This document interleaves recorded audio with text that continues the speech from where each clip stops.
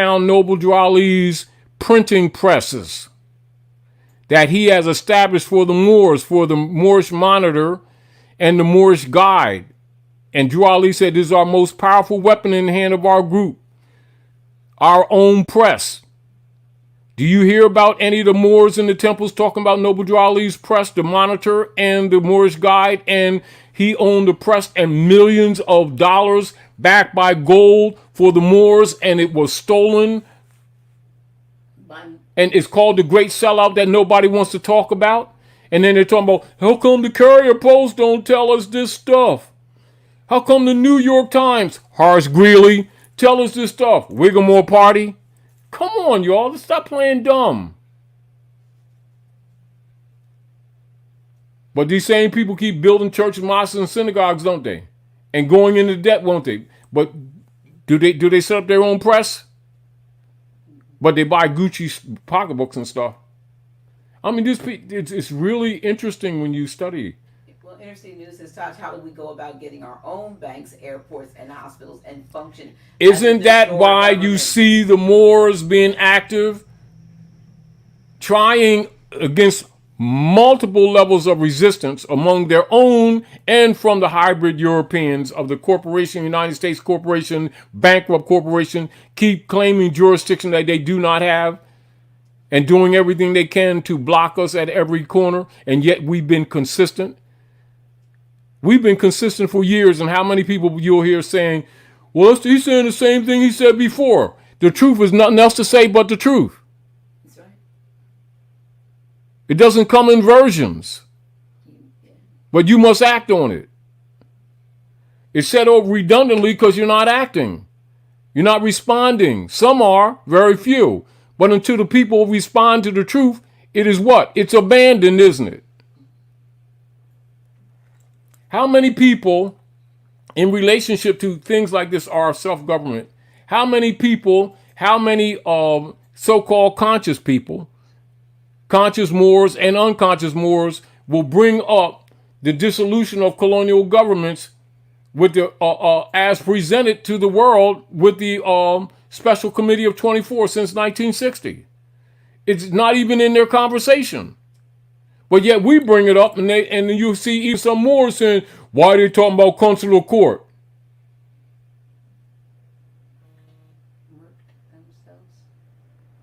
We're presenting to you the proper forms, but you must act on it. We can't do it just by ourselves. It's everybody's responsibility. You know, like people keep saying, we're not going to help pick the cotton, and we ain't picking no tomatoes, and we ain't picking no beans, and we ain't picking no vegetables. But we are going to ask you how you cooking that cabbage, what kind of season you using, and when you going to cook. Who got the paper plates? Now, do you understand how the hybrid European responds to our people when our people come to talk about treaties and constitution? Like he's going to sit up and say, oh, dang, man, y'all finally caught us. Oh, we're going to act right now. Where's my suitcase? No, it's not going to happen like that. Daniel Cordina says we need courage, a brain, and a heart. So where's the vibe? Aren't these same people that keep going into services and going to other countries in the name of liberty and freedom? They brave then, ain't they? They go on firing ranges, learn how to use weapons and everything, and talking about liberties and country and God and everything. And then in the venue of their own rights, they talk about, yeah, but if I declare my rights, ain't they gonna steal our peanut butter sandwiches and the rest of our lunch? You notice how when faced with real reality that the people keep abandoning all their beliefs and all their so-called gods that have always so-called saved them? You ever notice that really? And it never dawns on them that they're telling the world who their real God is? They keep forgetting about the Allahs and the Prophet Muhammad's and the Jesuses. But but if we declare our rights, how are we going to declare our rights when they're not going to recognize it? You see the kind of conversations. Now, do you think that them executive administrators don't recognize people when they're not sure of their position? When the people are not sincerely tied to recognizing their own liberties, but they're asking another man to recognize their liberties and rights? As if another man has the rights and liberties to give them. When the man recognizes immediately, when you come at them thinking that they're going to give you rights and liberties, that they already know that you don't know what the hell you're talking about. And if you're in a state of wardship, they're going to treat you like a ward. Particularly when they got bonds on you.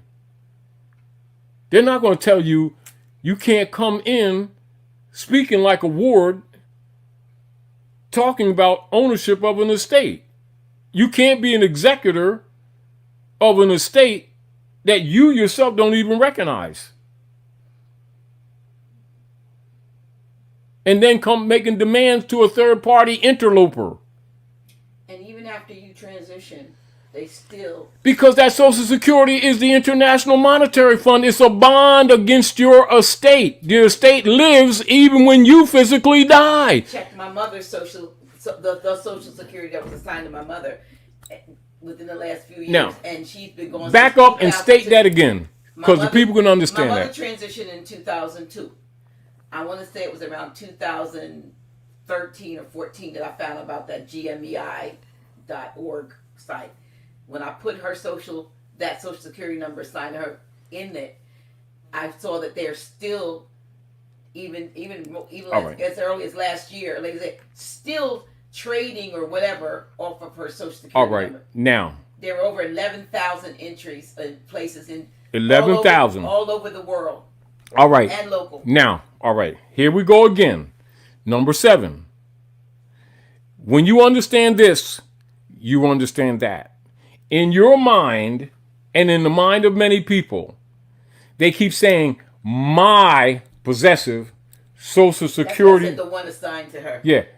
But no, I'm just saying, the concept of the people's mind is that Social Security is with you, and when you die, it dies. No. It does not. It's a claim on your estate.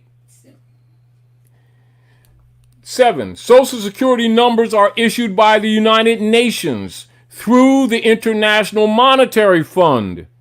The application for a Social Security number is the SS5 form.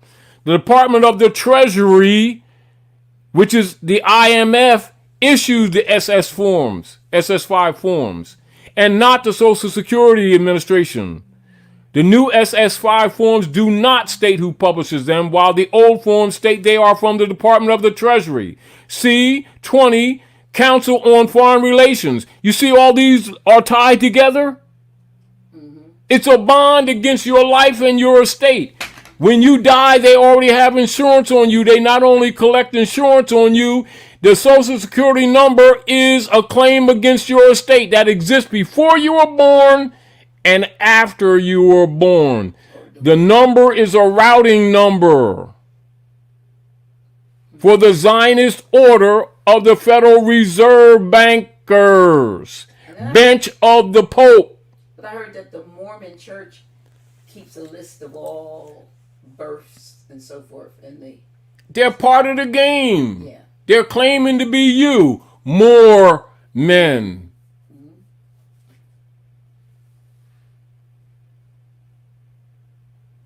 You know, if people would pay it a little bit more attention, the politics is not hard to understand, Dr. Naila. It's that we're so busy trying to survive and sometimes using that as an excuse not to pay attention to details.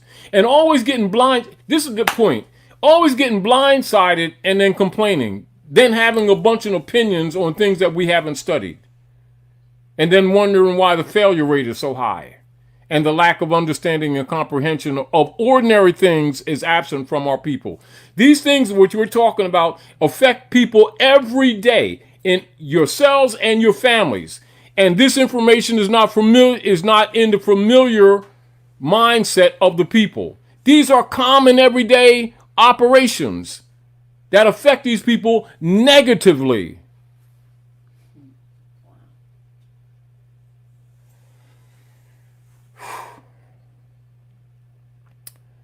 You can charge your Negro marching, praying 32 and 33 degree Mason Eastern Stars and preacher pastors whose assignment has been keeping you all busy marching and praying while you get raped. While they got 501c3 skull and bones kickback agreements. That's also a fraud. And you be thinking they love you because they call you people of color. They don't even know that people of color means artificial person, which means corpse, which means the dead.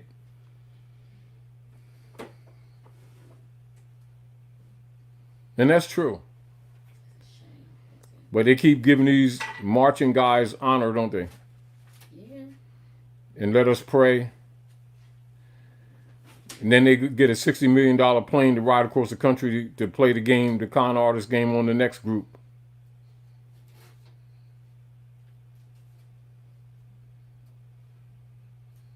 And I guarantee you all of them have trusts.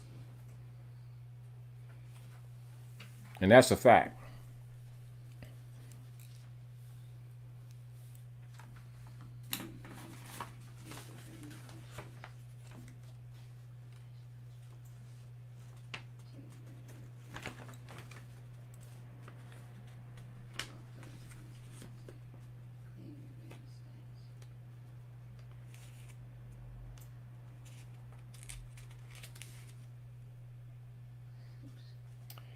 And as far as George Washington is concerned, George Washington, the ninth president for the United States, divided up the states, the estates, into states and politically formed them into districts. And that can be found in the Messages and Papers of the Presidents, Volume 1, page 99. 1828 Dictionary of Estates. There's a question here from 33 Black Mac 33. Why is or what reason the Supreme Court in Philadelphia is the only true court? Please explain. You got to remember the true republic is should that be the venue to charge them with crimes? International Court of Justice would be. Even the fact that most people don't know that, that's a point of information so that people will know that. Also understand why you see the Whigamo Party members of the Cotton Whigs and the Conscience Whigs fighting over Supreme Court placements. Because the Supreme Court is what? De facto. People keep forgetting the Organic Act of 1871. See, Dr. Niall, this is the point. If people would remember these things, they would remember that these people are de facto. They moved de facto the government to the District of Columbia. However, Philadelphia is the Capitolium of the legitimate republic. Still is. You see the point? See, if you know one thing, other things make sense. Do you understand? But if you're not aware of certain things, other things don't make sense. See, in the mind, they keep looking at Washington, D.C. as legitimate government. That's the democracy order. The republic order is at Shakamoxon. It's Philadelphia. That never changed. Do you see the point? But no one promotes that. Why? They don't want you to know that. When me and Grand Sheik Nature filed a claim against the officials and representatives as Asbury Park, etc., in 205, you know what their representatives used to argue to dismiss the case? No, which we'll read in the future. Federal Rule 12b-6. You know what that is? No. Diversity of nationality. How come you don't see the Moors, particularly people who have been criticizing us, talk about that? You see them making negative statements, but you won't see them presenting that information. And why did the representatives of Asbury Park, etc., use 12b-6 as an argument in the federal courts to dismiss the case? Diversity of nationality is Article 3, Section 2.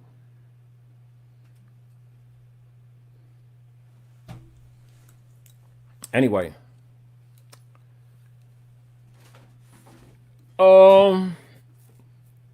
Let's present something else to you.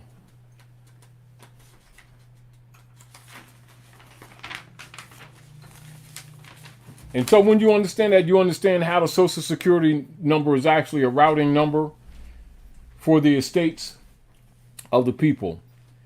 Also, the people are held as human capital, and that's Executive Order 13037.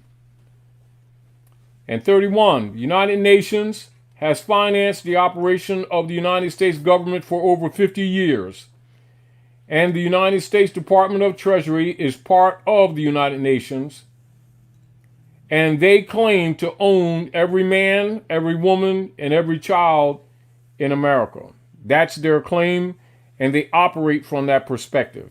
And this is back to the point and principle where the people must proclaim their nationality and not claim to be a U.S. citizen, because they are actually agreeing to be owned by the United Nations and via the popes of Rome.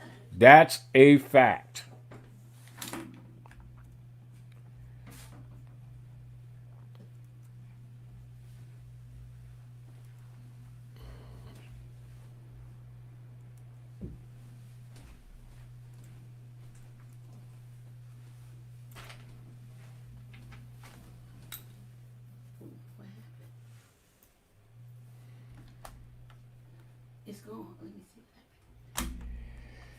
Now, number 30, everything under the jurisdiction of the United States is up for sale. The bridges, the roads, the water, the schools, the hospitals, the prisons, the airports, etc., etc. And did anyone take the time to check out who brought Kiyama Lake? I'm going to repeat. Did anyone take the time to check out who bought Kiyama Lake? That's Kiamath Lake. And do research in Executive Order 12803. And that's for those who are worrying about voting, whether they're going to vote one of these Zionist operatives as president of the corporation that has been dissolved. But yet these people are still operating under the guise of government. Is that Klamath or is that Klamath? Is that in Oregon? That's Klamath. Yeah, that's Klamath. Klamath. Klamath. Yeah, you said I. And you're going to discover that it was sold. Now you understand why people don't have access to water, and like private companies are selling you bottled water, and the people haven't paid attention to that's not by accident, that they've actually sold the water, the people's water, to private companies, and they've been have stock in it, and they've been getting kickbacks, and the people have been what? Acclimated to buying water that already belonged to them.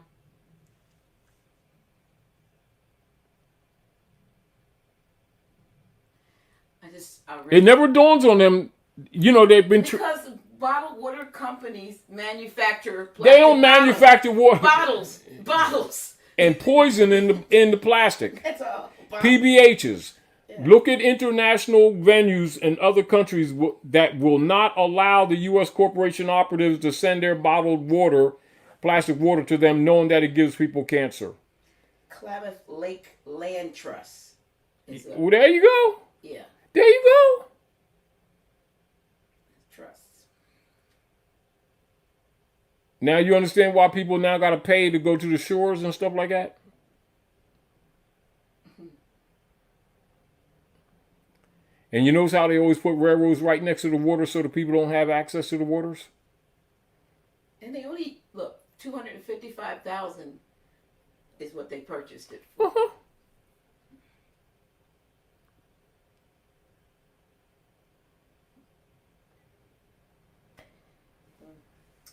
Interesting. Oh yeah. Well, there you go.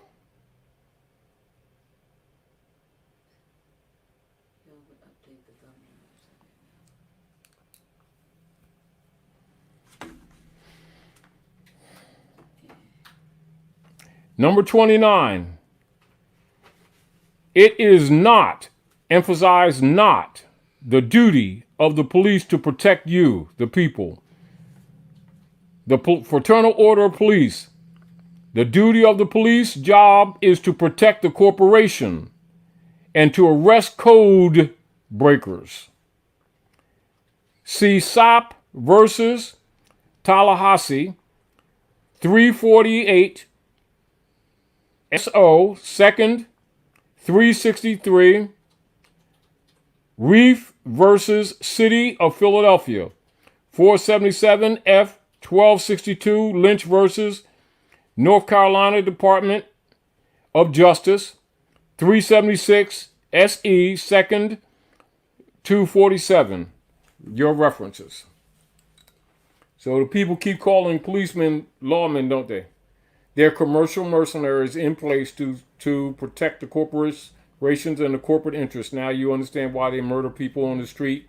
And the people be wondering, how are they violating their so-called constitutional rights?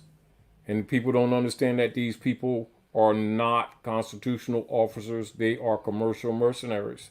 Their position is to protect the corporation, not you. Isn't it again why our people should be nationalizing and formulating their own political platforms that already existed prior to occupation?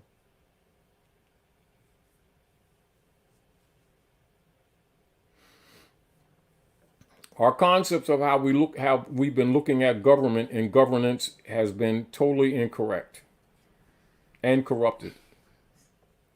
Charmaine Stewart asks, how does the FIN work with or in contrast of the SSN? I noticed the FIN on the medical record and hospital bans after having my son.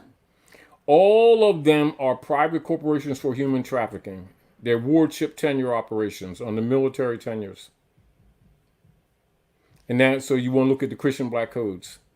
And particularly around Article 6, where you see the condition of the mother is the condition of the child. So you're dealing with status. So birth certificates are bonds against the womb, and the marriage certificates are also. So take that all into consideration, and your answer is self-evident.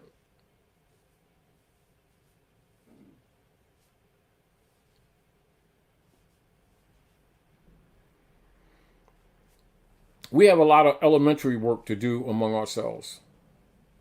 And it ain't marching and praying.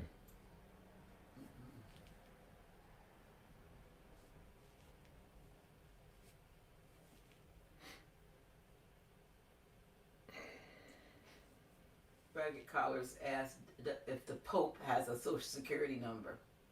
He don't need it. The social security number is for slaves.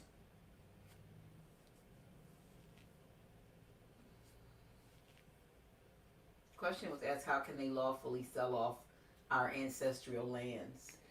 You claim to be Negro, black, and colored, you don't own land. That's why they did the brands, for you to get off the treaties and for them to be able to breach their obligation to treaties by claiming you to be somebody that you're not and getting you to agree to being somebody that you're not. That's what nom de guerre are for, sometimes referred to as brands.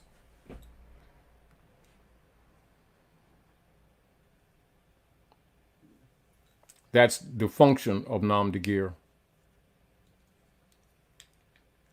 It's not just a corrupted idea, it has a legal function. This is why we always remind people to kind of understand the reason for the branding slander, to study not just the Dred Scott case of 1857, but also the William Dungy case of 1854, 1853, in that era, when Lincoln defended William Dungy when Abraham Lincoln was a lawyer.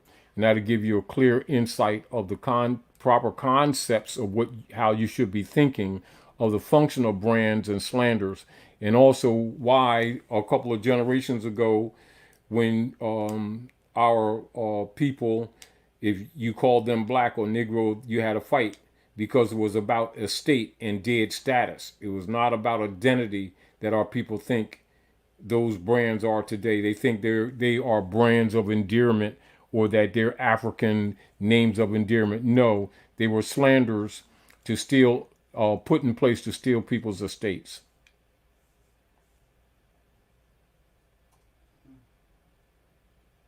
So to be clear on what I'm talking about, read the William Dungy case. And many of you had that case, synopsis on that case on the flash drive that you've gotten from the House of Reawakened Minds. It become under the title Lincoln Defends Moore. Was Lincoln a Moore? Lincoln, he had Moorish blood. Yes, he did.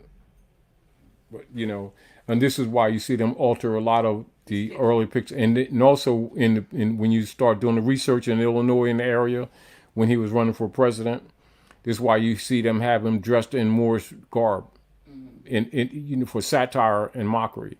Yes.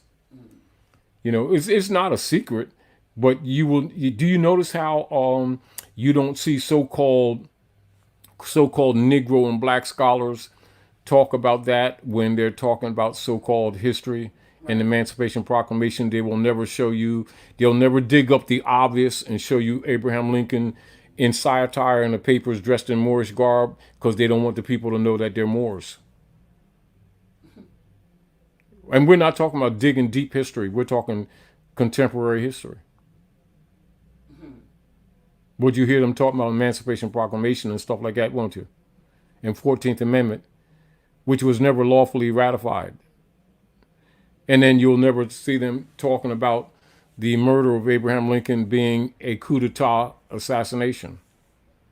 And you'll never hear them talking about that Lincoln was the last lawful president operating by treaty and constitution on the land. Now, these are all documented facts. Why is it that they conveniently avoid talking this information when it's documented?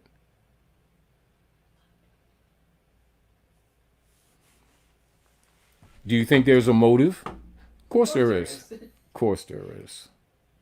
Yes, of course I do believe there's a motive. Mike Bay says, Taj, I have a old/new political party, but I need some help getting it off the ground. Well, if it's an old political party, let's look at it this way. You don't need a political party. It's the political parties that have been the problem. You need to enforce the Constitution, thus the treaties that superseded, which is the supreme law of the land. That's the political party. Is the republic. You see? It's sort of like whenever we get in this concept that we have to reinvent the wheel, we're almost always on the wrong path. Doesn't mean that the idea is not good. Do you understand? Let's look at it like this. Let's look at it like this realistically, Dr. Nayela. The treaties and the Constitution is the supreme law of the land. What happens if you come up with an idea, you want to invent something new? Can you make somebody be a party to it? No. Isn't that self-evident? Yeah. Because you're talking contract law. So contract law, you can't impose a contract on someone who's not a party to the contract and make up a contract after the fact and then tell them that they're obligated to it. You see the problem with the 14th Amendment and things like that are really not law, or them even saying that people of African descent tagged as Negroes are U.S. citizens. They've never even been through the Naturalization Act, and they're not Negroes. You see the whole fraud? If you can understand fundamental contract law, things that they've told you that are real are obviously fictions, and you don't even need anyone to analyze it for you. I mean, you need fundamental knowledge, fundamental rules. This is why it's important, Dr. Nayela, for people to understand even in here where it says you can't use the Constitution as a defense because you're not a party to it, they need to know what that actually means. Right. If you're not a specific identified party of the constructors of that agreement, you can't use it. It's an inherited document.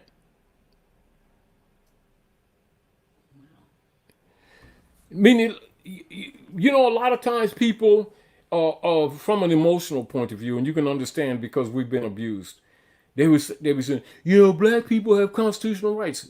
The statement itself is a fraud. Because one, no black people were party to that Constitution. Moors were. Now, the people who call themselves black or have been tagged black are, yes, of Moorish descent. But if they deny their pedigree, they can't claim the law that's put in place before they were even born to secure their rights, the rights of their progeny. The Constitution for the United States is an international document, but is a contract that limits their authority in their operations and trade on the land of Morocco. So now when you're talking about descendants and progeny, now you're going into treaty law. That's what Article 3, Section 2 is. And consular venue is treaty law. That's it, all over the world, not just here, all over the world. This is fundamental knowledge. That's not an idea. That's fundamental knowledge. So when is consular appropriate? It's only appropriate when you have controversy between you and them. Other than that, you're justices. So if it's more to more, it's justices. It's not consular. And those justices, it's not consular between Moors. So between Moors, it's justices. And foreign states, then it's consular. No different than, like, say, for instance, if you can go to, you can deal, because most courts are dealt with on paper, not necessarily a venue. You can go to a venue that's a court, as an example, and someone enters something into the court in relationship to an estate, right? And they're walking into a court, and because a person in there says that they're a judge, and they say, we have no jurisdiction there, this is a traffic court. But yet that same room and that same magistrate can, in another venue on Wednesday, as an example, be a criminal court, and in another venue is a civil court. Then on another venue, it's a traffic court. The venue changes based on the type of jurisprudence that's being adjudicated. The jurisdiction is, and then you may have certain magistrates that have no jurisdiction because they're not assigned. They're not assigned in those venues. And they should know what they're assigned. The venue changes. See, people need to understand the venue can change in the same room according to what the issue is. And then the administrator may have jurisdiction or not, according to national or international law. When it comes to any treaty, any treaties, anywhere in the world, the venue is a consular venue. All over the world, not just here. Why has it not been operating here at North America? Because Dwight D. Eisenhower, in 1954 to 1956, they relinquished jurisdiction at Morocco, and thus consular courts were eliminated. However, they've been maintaining jurisdiction in the affairs of the descendants of the Moors under the guise of the 14th Amendment and still robbing them of their birthright. Why? Because the Moors and the hybrid Europeans didn't recognize their obligation to the treaties via consular venue. Matter of fact, they didn't even teach it. And so what has been happening to our people? They've been abused constantly under municipal incompetent courts. And even the Supreme Courts for them have declared them, state courts and municipal courts, as incompetent and having no jurisdiction. And yet our people keep doing what? Seeking remedy in them and not getting it. And then getting frustrated. Then talk about marching and praying. Is the whole platform corrupted and incompetent? Yes, it is.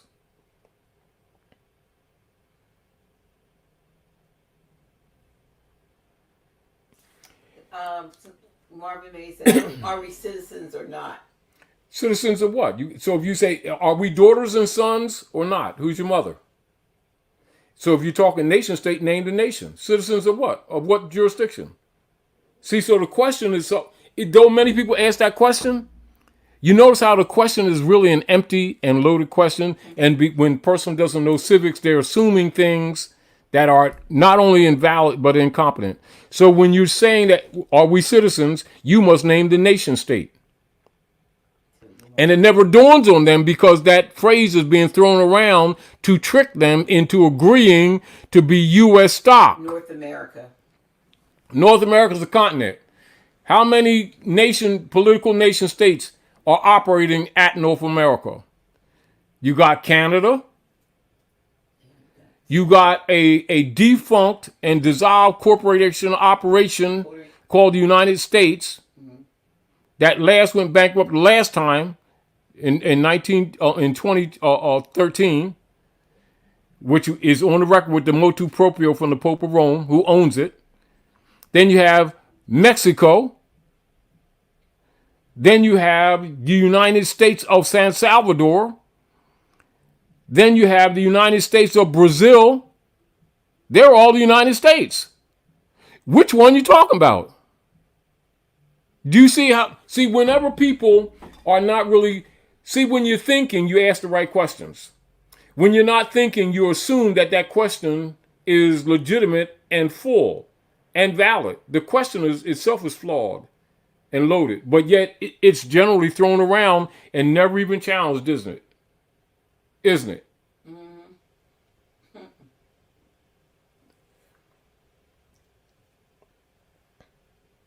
And so people keep giving jurisdiction to foreign operators, not knowing that when they say, I'm a U.S. citizen, they're saying I am human stock to back the United States corporation debt that has been dissolved and all of its departments. And that's what you're doing, even when you sign the census. Now, that's a fact. Charmaine Stewart said, I had a so-called judge leave the room and never come back. Of course, because he had no jurisdiction. He left the bench.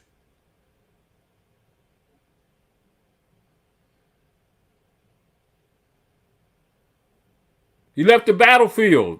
Now, what do? You're supposed to, by international law, dismiss the case because you're the judge. He's an executive administrator. You probably came in there with some kind of principle that neutralized the situation. Maybe I don't know if you went in there with a national standard, or if you went in there, declared your nationality, and immediately he recognized that you knew better. So rather than wake up the rest of the slaves, he walked out. Without telling you he has no jurisdiction. And when he walked out, you were supposed to do the same thing and dismiss it for the record. However, if you abandon that right, somebody else might come in and claim an ecclesiastical position over you, over your estate, and then drag you with it, which is what they've been doing. We have rights. We haven't been exercising them. This is what, isn't it interesting, Dr. Naila, how much controversy that has been thrown around these last 7 years or so when we've been telling people to enforce the international venue of consular court that already exists. And you'll see even so-called conscious Moors criticizing constitutional enforcement of Article 3 and diversity of nationality, but yet they claim nationality. When that is the venue, and they act like we made that up.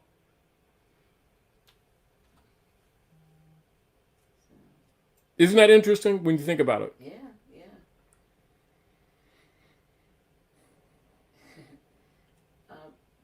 Charmaine also asked if you could explain the difference between a municipality and where was it at? All municipalities, you need to look behind.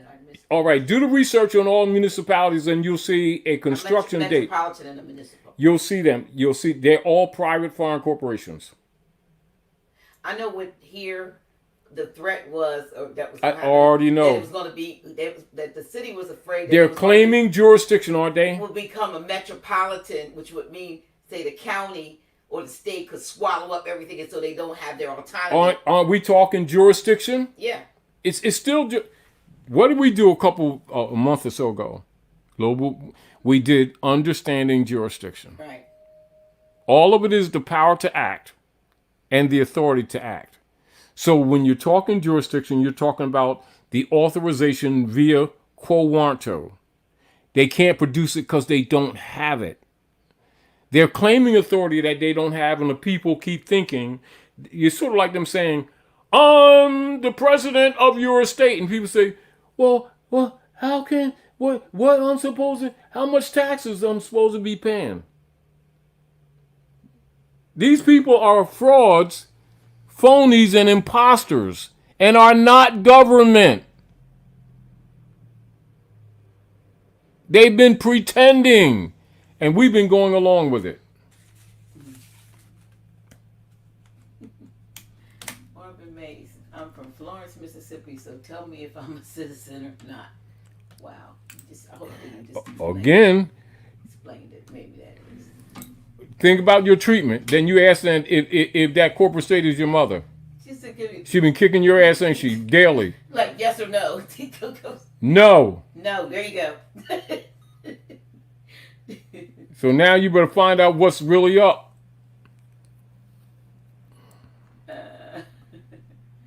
Okay. Is there anyone, Dryan Marbe says, or Drian, is there or can anyone from the Moorish nation will ever speak under the Great Seal in a public forum? Well, you do it every day when you declared your nationality.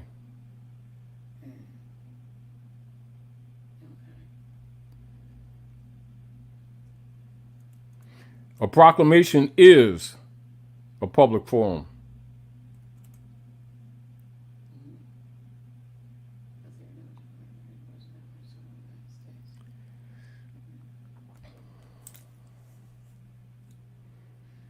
Charmaine says, I did declare my nationality. What should I do now to correct this? I do know. Declaring is not just saying it, it's acting. In other words, this is the person who said that the judge, the so-called judge, left the bench.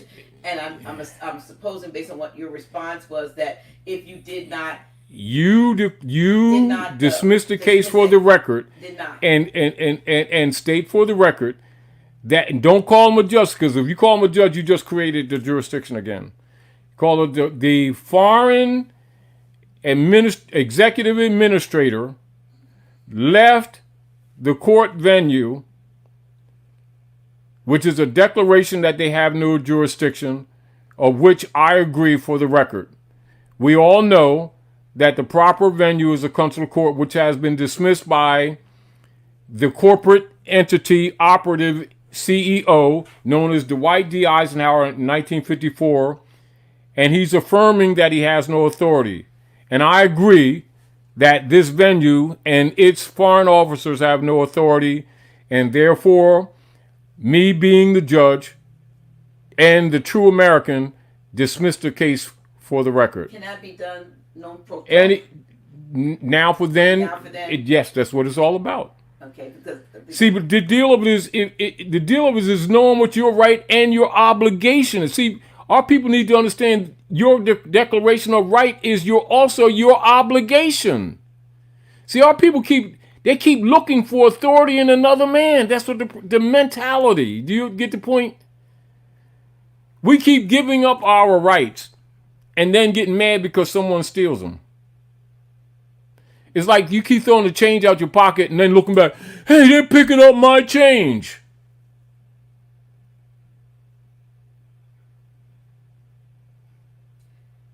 The rule of law is you're abandoning it. If someone goes in your pocket and takes something out, that's stealing, isn't it? Yes. But if you go out, you go so-called, how they say in the de facto venue, cash a check, and then you go out on the corner and throw the stuff on the air, and they say, don't nobody pick my shit up now. In the rule of law, you've abandoned it. Why do you think that senator told people, I think the woman senator, I forget her name, told people when they was doing these foreclosures with MERS and stuff like that, and that senator, she said, don't leave your house. Yeah. Why do you think she said that? Because it's abandonment. That's why the banks keep taking them. They choosing you. All these foreclosures are abandonments.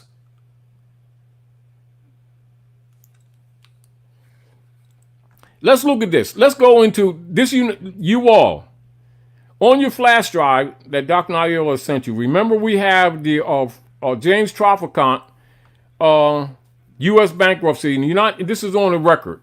United States Congressional Record, March the 17th, 1993, volume 33, page H-1303. And that's Representative James Traficant Jr., Representative of Ohio, addressing the House of Representatives. Mr. Speaker, we are here now in Chapter 11, and members of Congress are official trustees presiding over the greatest reorganization of any bankrupt entity in world history, the U.S. government. We are setting forth, hopefully, a blueprint for our future. There are some who say it's a coroner's report that will lead to our demise. It is an established fact that the United States federal government has been dissolved by the Emergency Banking Act, March the 9th, 1933, 48 Statute 1, Public Law 89-719, declared by President Roosevelt being bankrupt and insolvent. House Joint Resolution 192, 73rd Congress in session, June the 5th of 1933. Joint resolution to suspend the gold standard and to abrogate the gold clause dissolved the sovereign authority of the United States and dissolved the official capacities of all United States governmental officers, and departments, and is further evidence that the United States federal government exists today in name only. United States Congressional Record, volume 33, page H-1303. What else needs to be said?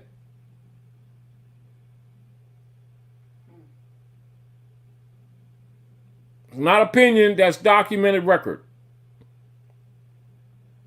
So who's been forcing taxes from you all? And are you all citizens of that dissolved corporation?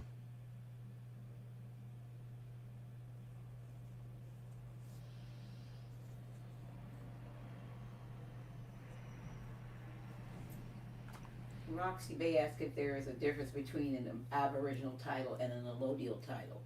They're relative and superior to all other claims, mortgages, and deeds all over the world.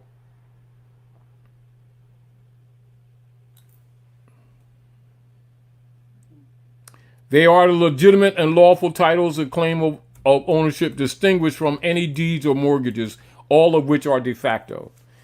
Aboriginal titles and allodial titles are de jure and in fact lawful and legal and superior to all other instrumental claims. That's a fact. And for those who are listening here at the House of Reawakening Minds, please do research on Aboriginal titles and allodial titles, which are relative. Ira Knowles, I'm going to answer this question. And is there a difference between 6 in one hand and one half and a dozen other? It's the same thing. Yes. It just means the exact same thing. Yes, but they need to be aware of these. See now, all right. Let's look at this. Let's look at this. This is the same records, congressional records. Okay.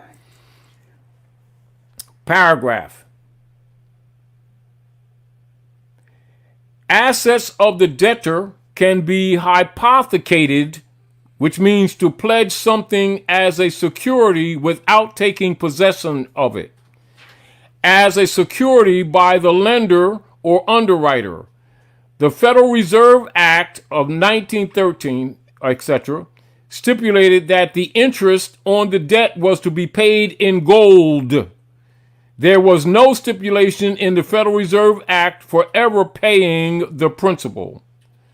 Prior to 1913, most Americans owned clear allodial title to property, free and clear of any liens or mortgages until the adoption of the Federal Reserve Act of 1913, which was used to hypothecate and hypothecated all property within the federal United States to the Board of Governors of the Federal Reserve, in which the trustees, who are held as stockholders, held legal title.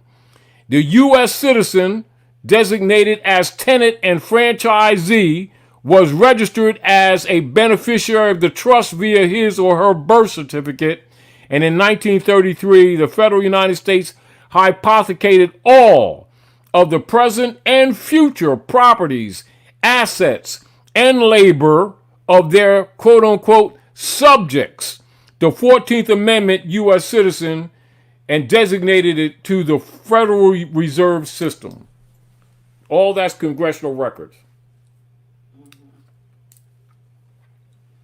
It's not opinion, that's documented congressional records. How come your Negro marching leaders and stuff won't tell these people this is how they've been hypothecating and gentrifying communities?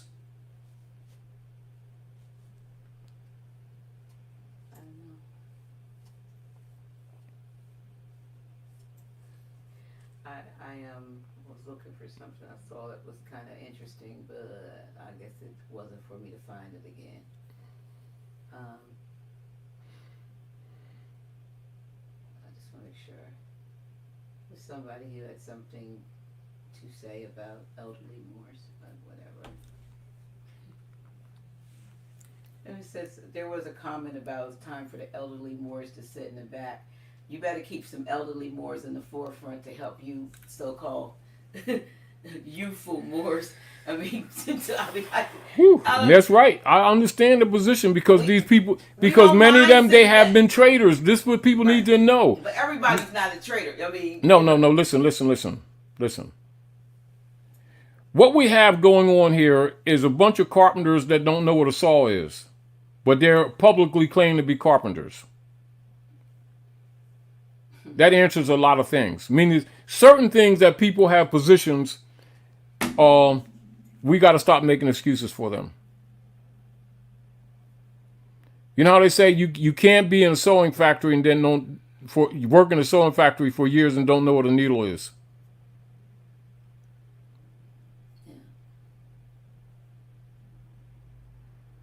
You can't be what you call an elder in the Moorish Science Temple of America and pretend that you don't know that Drew Ali declared in the divine warning to the nations to enforce the Constitution and to take your places among the affairs of men. And that's absolutely not a religious statement. It's a civic statement. And then turn around and tell the people that Drew Ali didn't teach civics and have been getting away with it. And people keep making excuses that they don't understand. But they got them titles. I think people need to pay attention to things which are self-evident. It's just that people don't want to admit that people that they know are traitors. That's all. Don't confuse your biases with obvious facts. But it's also very important, as was stated earlier, and the reason why we had this as a topic is because so many Moors are looking for solutions outside themselves, and not always about nationality. They're always looking. See, this is the deal. Everybody's looking for the savior. This is what now. That's part of the training, right? Isn't that part of the training? Absolutely. Isn't part of the training with us that got us in trouble? Of looking for the sacrificial Jesus, yes. Looking for, meaning they keep looking for someone else to pick the field and cook the food according to their desires, while they take no responsibility and have no participation whatsoever. This translates into, dag, man, check them sisters out. I'm getting with all of them. You know, you really shouldn't do that because that's a sin. Oh, no, Jesus is going to forgive me, so I'm going to bump them all off tonight and do all kinds of stuff, but I'll be forgiven tomorrow and give Pastor Pigfoot $5 in prayer. And this is what we do. So he's going to die for all our sins, so we kick his ass and our sins are solved. That's that mentality. They're trained, that training, mental training, is looking for the sacrificial lamb not taking responsibility for your actions, blaming your devilish deeds on the lower self, on the mystical devil. Oh, you notice how many people, they've been stealing everybody's bicycles, stealing everybody's lunch out the refrigerator and stuff like that, or robbing people's accounts and stuff like that. And then when they get caught, all of a sudden, I found Jesus. It's always after they get caught. Well, I didn't know what I was doing, but now I'm saved. Watch your pockets while they're talking to you. Well, they know exactly what they're doing. You notice that people don't make they don't make mistakes. They make decisions. They make choices. Anyway, again, self-government, recognizing, and a lot of this information is shared with you for you to not accept, for you to recognize that these persons and people and operators of different agencies who have been claiming to be legitimate creatures of the Constitutions are frauds and have always been frauds, and they know they have been frauds. You haven't known it or acknowledged it, but yet you've been suffering.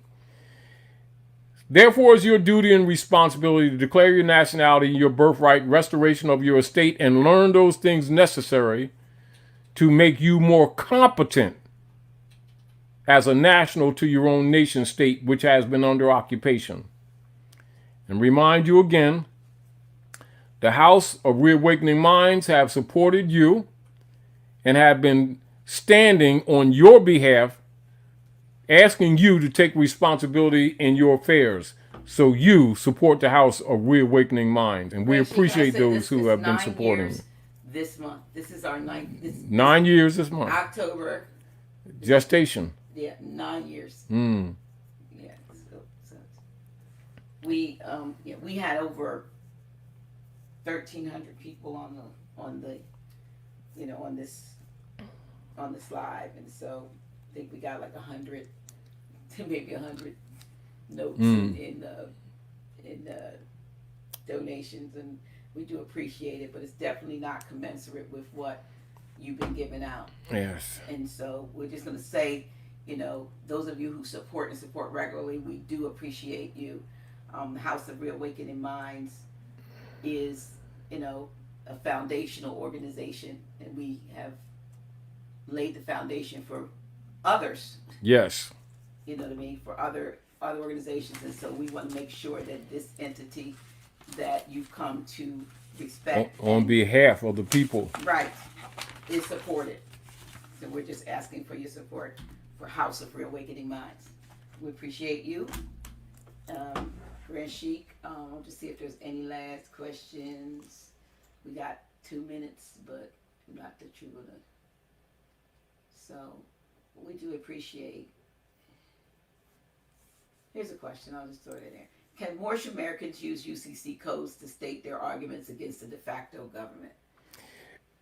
Remember, you're walking into a trade jurisdiction. Commercial codes means trade. Superior to that is the treaties.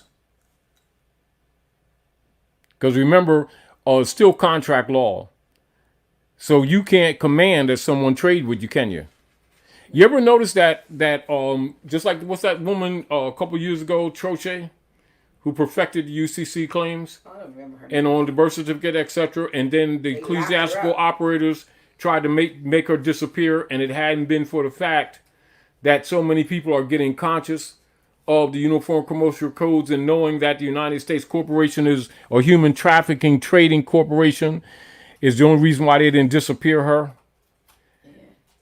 Now understand they're operating under commercial codes, which is why people promote it. However, the treaty and the Constitution already supersede those operations, even though that's ancient law. That's ancient law, but they've corrupted everything. You get this point? Mm-hmm.